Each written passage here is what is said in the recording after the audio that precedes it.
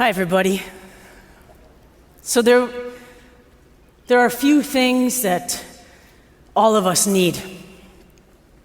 We all need air to breathe. We need clean water to drink. We need food to eat. We need shelter and love. You know, love is great too. And we all need a safe place to pee. Yeah? As a trans person who doesn't fit neatly into the gender binary, if I could change the world tomorrow to make it easier for me to navigate, the very first thing I would do is blink and create single-stall, gender-neutral bathrooms in all public places.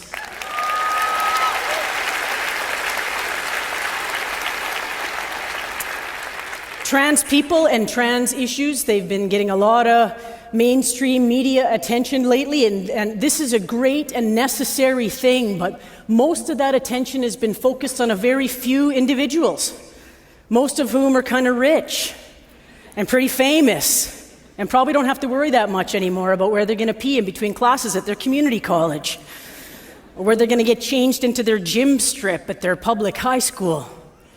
Fame and money insulates these television star trans people from most of the everyday challenges that the rest of us have to tackle on a daily basis. Public bathrooms. They've been a problem for me since as far back as I can remember. First, when I was just a little baby tomboy, and then later as a masculine-appearing, predominantly estrogen-based organism. Now, today, as a trans person, public bathrooms and change rooms are where I am most likely to be questioned or harassed. I've often been verbally attacked behind their doors. I've been hauled out by security guards with my pants still halfway pulled up. I've been stared at, screamed at, whispered about, and one time, I got smacked in the face by a little old lady's purse that, from the looks of the shiner I took home that day, I am pretty certain contained at least $70 of rolled up small change and a large hard candy collection. And I know what some of you are thinking, and you're mostly right. I can and do just use the men's room most of the time these days. But that doesn't solve my change room dilemmas, does it? And I shouldn't have to use the men's room because I'm not a man. I'm a trans person. And now we got these fear-mongering politicians that keep trying to pass these bathroom bills. Have you heard about these? They try to legislate to try and force people like myself to use the bathroom that they deem most appropriate according to the gender I was assigned at birth. And if these politicians ever get their way in Arizona or California or Florida or just last week in Houston, Texas or Ottawa, well then using the men's room will not be a legal option for me either. And every time one of these politicians brings one of these bills to the table, I can't help but wonder, just who will and exactly how would we go about enforcing laws like these, right? Panty checks? Really? Genital inspections outside of bath change rooms at public pools? There's no legal or ethical or plausible way to enforce laws like these anyway. They exist only to foster fear and promote transphobia. Meanwhile, they don't make anyone safer. But they do for sure make the world more dangerous for some of us. And meanwhile, our trans children suffer. They drop out of school or they opt out of life altogether. Trans people, especially trans and gender non-conforming youth, face additional challenges when accessing pools and gyms, but also universities, hospitals, libraries. Don't even get me started on how they treat us in airports. If we don't move now, to make sure that these places are truly open and accessible to everyone, then we just need to get honest and quit calling them public places. We need to just admit that they are really only open for people who fit neatly into one of two gender boxes, which I do not. I never have. And this starts very early. I know a little girl, she's the daughter of a friend of mine. She's a self-identified tomboy. I'm talking about cowboy boots and Caterpillar yellow toy trucks and bug jars, the whole 9 yards. One time I asked her what her favorite color was, she told me camouflage. Yeah? So that awesome little kid, she came home from school last October from her half day of preschool with soggy pants on because the other kids at school were harassing her when she tried to use the girls' bathroom. And the teacher had already instructed her to stay out of the boys' bathroom. And she had drank 2 glasses of that red juice at the Halloween party. And I mean, who can resist that red juice, right? It's so good. And she couldn't hold her pee any longer. Her and her classmates were 4 years old. They already felt empowered enough to police her use of the so-called public bathrooms. She was 4 years old. She had already been taught the brutal lesson that there was no bathroom door at preschool with a sign on it that welcomed people like her. She'd already learned that bathrooms were going to be a problem. And that problem started with her and was hers alone. So my friend asked me to talk to her little daughter, and I did. I wanted to tell her that her and me and her mom were going to march on down and talk to that school, and the problem was going to go away, but I knew that wasn't true. I wanted to tell her that it was all going to get better when she got older, but I couldn't. So I asked her to tell me the story of what had happened. Asked her to tell me how it made her feel. Mad and sad, she told me. So I told her that she wasn't alone and that it wasn't right what had happened to her. And then she asked me if I had ever peed in my pants before. I said yes, I had, but not for a really long time, which of course was a lie. Because you know how you hit like 42 or 43, and sometimes you just, you pee a little bit when you cough or sneeze when you're running upstairs, or you're stretching. Don't lie. It happens, right? She doesn't need to know that, I figured. I told her when you get older, your bladder's going to grow bigger too. When you get old like me, you're going to be able to hold your pee for way longer, I promised her. Until you can get home? She asked me. I said yes. Until you can get home. She seemed to take some comfort in that. So, let's just build some single-stall, gender-neutral bathrooms with a little bench for getting changed into your gym clothes.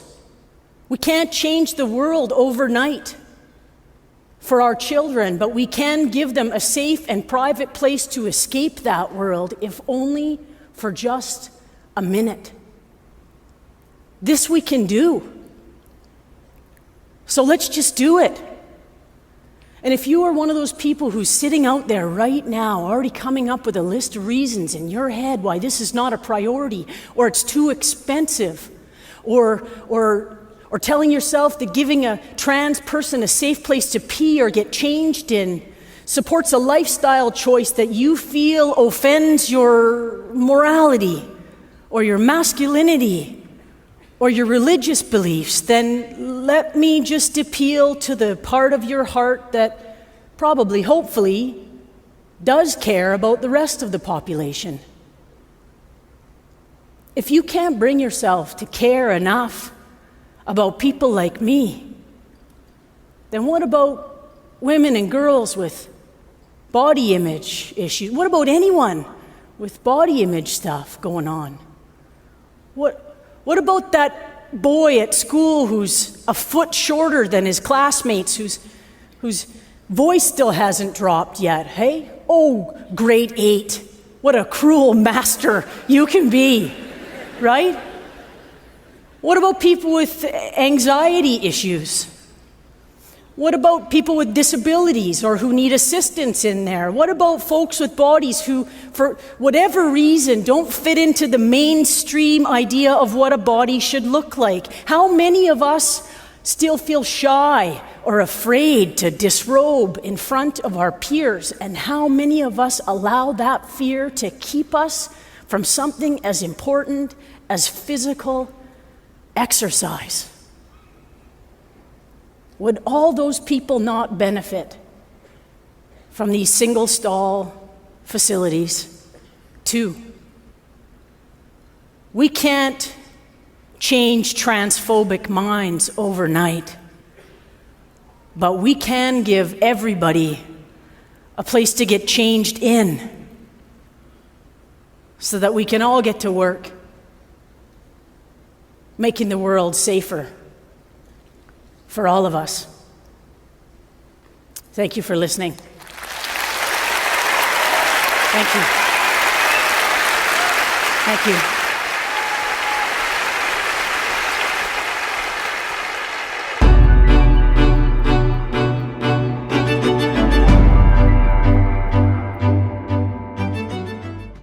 Pronoun. You can call me he, you can call me she, you can call me Regis and Kathy Lee.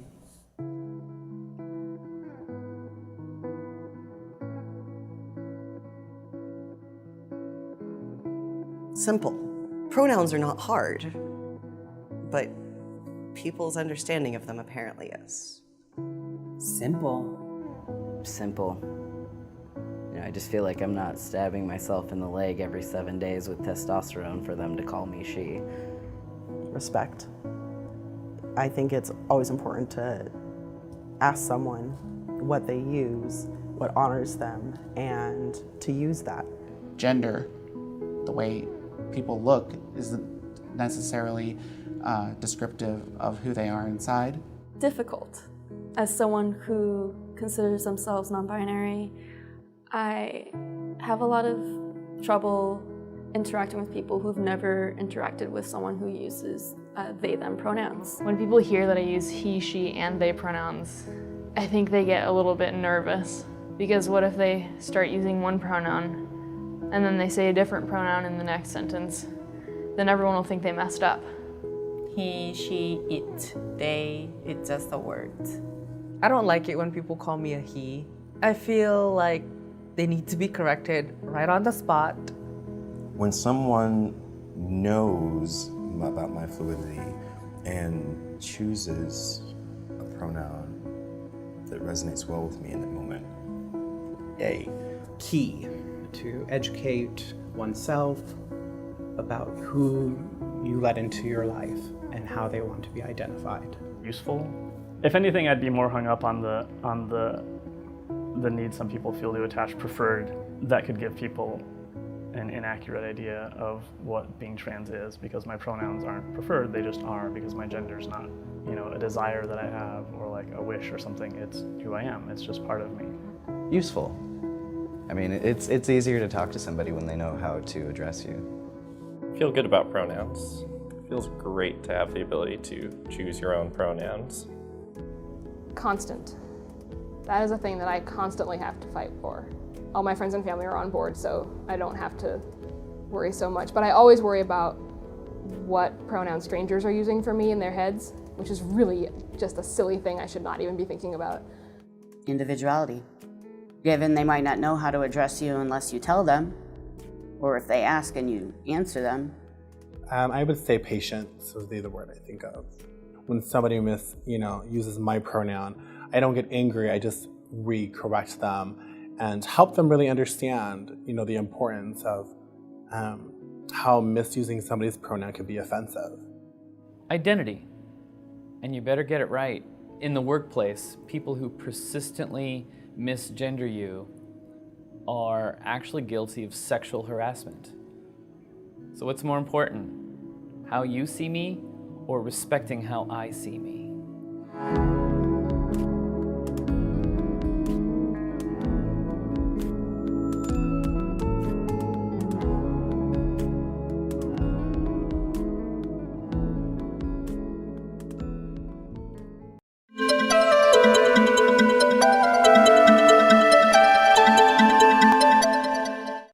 There were three main messages we wanted to get across. The first message is no matter who you are, no matter how you are, it's okay to be that. So embrace yourself, love yourself, and be yourself fully, and never give up doing that. So that's our team name, Team Agamemnon. The second message we wanted to get across is that water is life. This is something that we learned through our ceremonies. It's embedded in many indigenous laws throughout Turtle Island and beyond. And so we wanted to talk about that message, and so we wore shirts that I designed to talk about what water's life means, what the impact is on the world, and then representing missing and murdered Indigenous women was important because it happens. It was really important for us as two men to show our support for the women leaders in our community, to help give them space again, because as men we're supposed to be allowing that, and up until this point that their role has been overtaken. And so to demonstrate that to them, that that we love them and respect them and that there's a place, was really important. The second thing was for Two-Spirit trans people, especially transgender youth, to show people within our community, within the larger community, that it's okay to be different.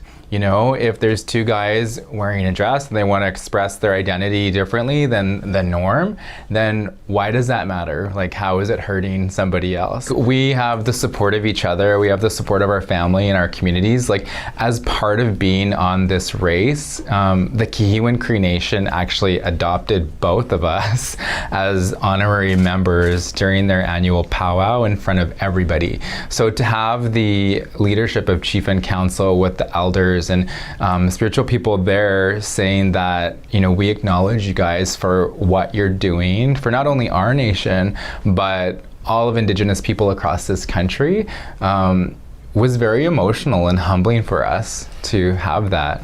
There was definitely, some comments on social media saying that, they're making the race political, they should just race, like they should just, play about the game. The fact of the matter is that who we are is political by default. Like by being a queer person, by being a person of color, by being an American-Canadian couple. By being Indigenous, born with like an Indian status number. Yeah, like by default, your existence is political. And so we're not doing anything different than what we do in our lives on a daily basis. And so any naysayers, I'm happy because that means they're being educated. That means they're being exposed. That means they're listening to something that we have to say, and whether or not they agree with it is not my concern. Being from a marginalized community myself, being a Two-Spirit person, being an Indigenous person, I know how scary it can be to access care from the healthcare field.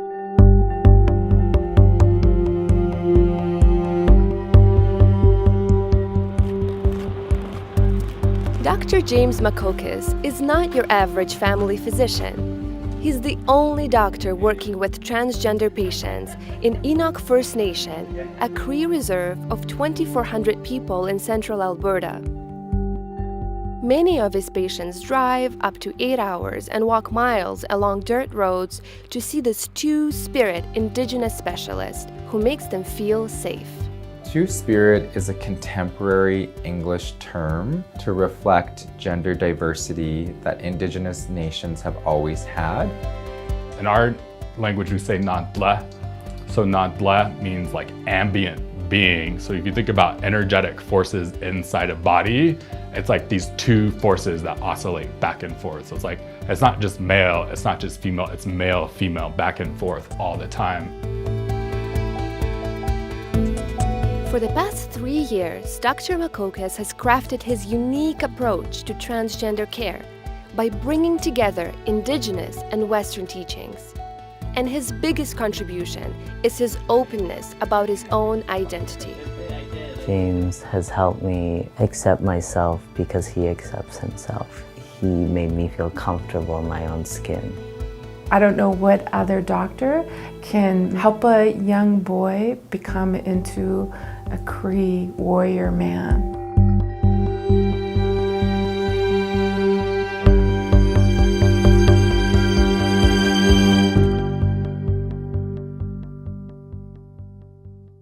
Enoch Health Center, or Muskegesic, which means where the medicines grow in Cree, is a 30-minute drive from Edmonton. Just getting to clinic. This is where I usually keep my stuff. We don't have much space here, so this is kind of how I make it work. That's my little locker. This is where Dr. Makokis sees patients from 9:30 a.m. till late afternoon. Tried to make it GLBT friendly, so we have some rainbow stickers everywhere. This is the washroom, so it's a gender neutral washroom. And because many in Alberta can't access transgender care elsewhere, they come here to the Enoch Reserve. So Leah actually has a really important part of her story where she was in a darker place and it was very difficult for her not accepting who she is as a trans woman, and that's something completely different where she is today. When did you start on hormones? October 26, 2018. What are some of the changes that you've noticed? I just feel myself finally. My anxiety has gone down. I feel happier. I feel like I'm complete or on my way to be complete. I lived in fear and secrecy. Being born in the late 50s and growing up in the 60s, 70s, there was no internet. There was no one to talk to. And so I carried a lot of this inside. I can recall many times in my life where I actually thought of suicide, and I'm glad I never acted on it. I come from a large French Catholic family. I always knew I was different. When I came out to my family, or let them in as I like to call it now, there were some painful things said to me, but they were all true. Painful things like I was always withdrawn, downer to be around. I accept who I am, and I am Leah, and I've always been Leah. Some of the challenges of doing transgender care is fear. Fear within the medical community that we're harming patients, fear that we are hurting children or youth by disrupting their development, and fear because we're actually changing the physiology of people. Since he was a teen, Dr. Makokis saw his Cree Two-Spirit identity as part of who he was. But it was different for his husband, Anthony. When they first met, he was still grappling with what it really meant to be Two-Spirit. As Indigenous people, we've always had gender diversity and sexual diversity in our nations before colonization existed on Turtle Island. With the imposition of colonization, Christianity, residential schools, the 60s scoop, a lot of those teachings of gender diversity have been lost, and a lot of people are searching for their identity as Two-Spirit people and the roles and responsibilities that come with that.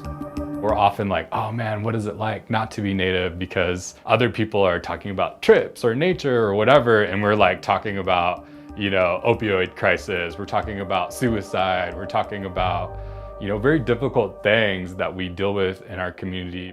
By 4:30 in the afternoon, Dr. Makokis' schedule is only getting busier. He's on his way to the South Common Medical Center for back-to-back appointments till 8 p.m. All right, so here's our clinic in South Common.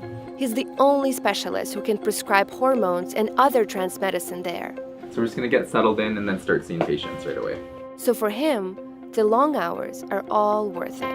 Remind me again, you've been on testosterone for... Almost 3 years now. Yeah, 3 years. And then I first started seeing you when you were 11? Yeah. Remembering my very first testosterone shot, It's almost like it happened yesterday. It solidified that I'm going to be here. That gave me hope. He told us right after he turned 11, really nonchalantly. Of course, we reacted as it was normal and we were expecting it. Actually, he used the word gender dysphoria, which I had to look up afterwards.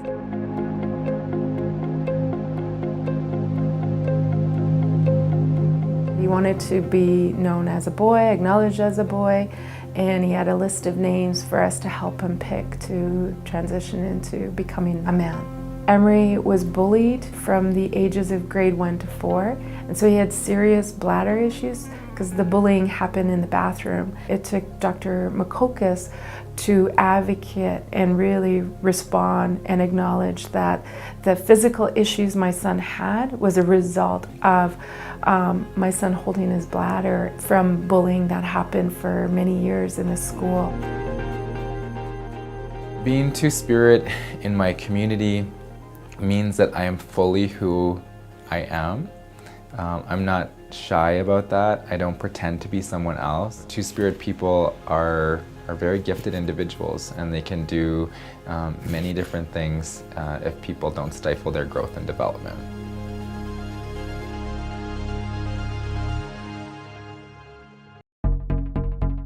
Gender identity might be one of the most polarizing conversations that's happening on social media right now.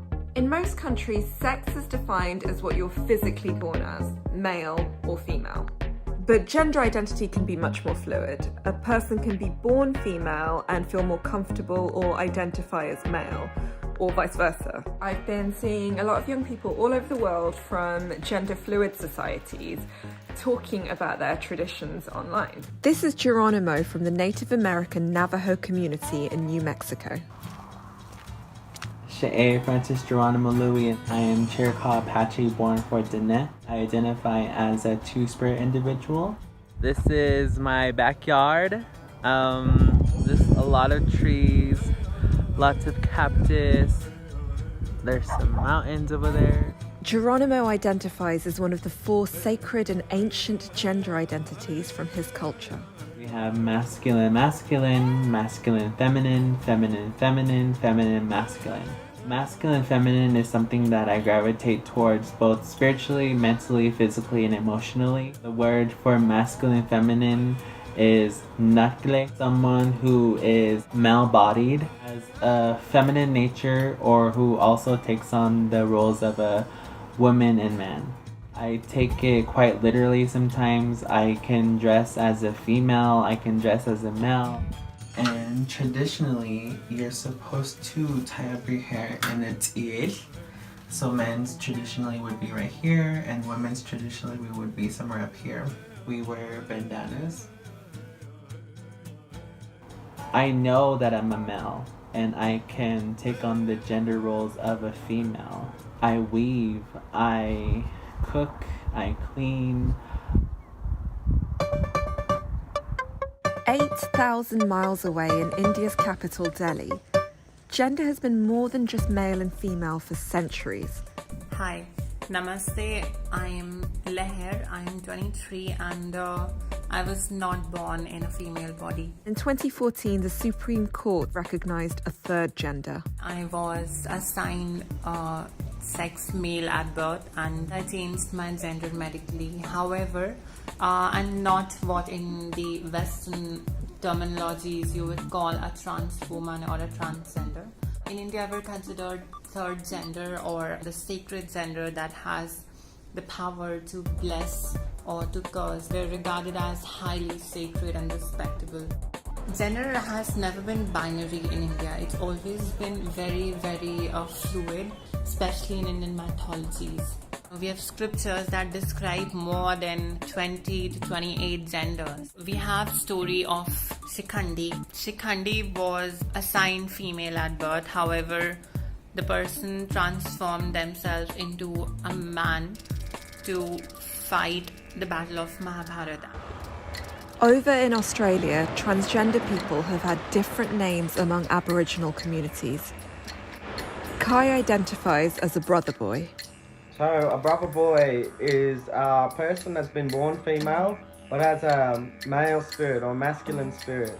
Our understanding of being is so much more than a scientific definition of what is XX chromosome or XY chromosome. We can coexist, but doesn't mean that you should perpetrate hate and violence onto people that don't necessarily believe in the way that you believe. However, Kai's journey hasn't been easy, as he still faces discrimination in his own community. As someone that was born a woman and done women's stuff, and then transitioning into a man, you know, it's quite difficult at times to find your place as a person within my culture. And I think, yeah, I'm still on that journey. And for many communities, the history of gender fluidity was lost with colonialism. Sister girls and brother boys, history is difficult to document because of the effect of colonization. There's been a lot of shame and stigma. Pre-colonialism time, gender roles were actually widely accepted amongst my people and our tribe. These individuals who were called Two-Spirit were widely respected when colonialism started to happen. A lot of our people died and were murdered, and so a lot of the teachings and understandings of these people were lost. Forced assimilation, religious conversion all contributed to the idea that Two-Spirit individuals were bad people and they needed to go away. I face a lot of discrimination. It hurts my feelings. Leha also believes that colonization has meant there's less acceptance of gender diversity in India. Colonization is what has corrupted the mindsets of Indian folks that today are maybe transphobic or homophobic. Increasingly, the question of gender identity is becoming much more than how you choose to self-identify. It can decide whether or not you can access biologically divided spaces like toilets and aid shelters, and some sports. But the question of who should have access to these spaces is one of the reasons why questions over gender has become so polarised in Western society. Yet some people question the idea of gender and believe stereotyped ideas around masculinity and femininity are limiting. And in some other parts of the world, the idea of just male and female have been seen as an oversimplification